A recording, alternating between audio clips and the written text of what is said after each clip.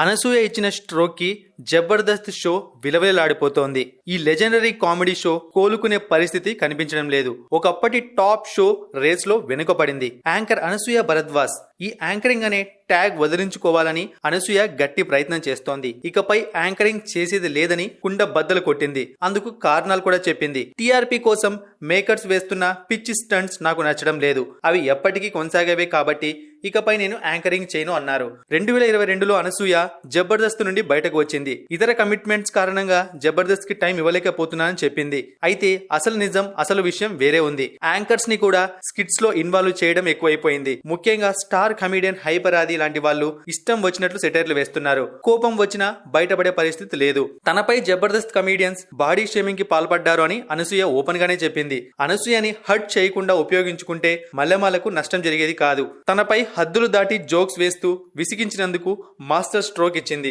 అనసూయ జబర్దస్త్ వదిలేశాక పరిస్థితి దిగజారింది. అప్పటికే కొందరు స్టార్స్ వీడారు. అనసూయ వెళ్లిపోవడం మరింత కృంగదీసింది. అనసూయ గ్లామర్ కి ఒక బ్రాండ్ నేమ్ ఉంది. ఆమె కోసం పడి చచ్చే జబర్దస్త్ ఆడియన్స్ ఉన్నారు. ఆమె స్థానంలో మరొకరిని ఊహించుకోలేకపోతున్నారు. అనసూయ జబర్దస్త్ వీడాక రష్మి గౌతమ్ ఆ స్థానంలోకి వచ్చింది. అనంతరం కన్నడ అమ్మాయి సౌమ్యరావుని తెచ్చారు. ఏడాదికి పైగా సౌమ్యరావు జబర్దస్త్ లో ఉంది. ఆమెకు భాష రాదు. కామెడీ టైమింగ్ అంతంత మాత్రమే. ఆమె వలన కొత్తగా షోకు ఒరిగిందేమీ లేదు.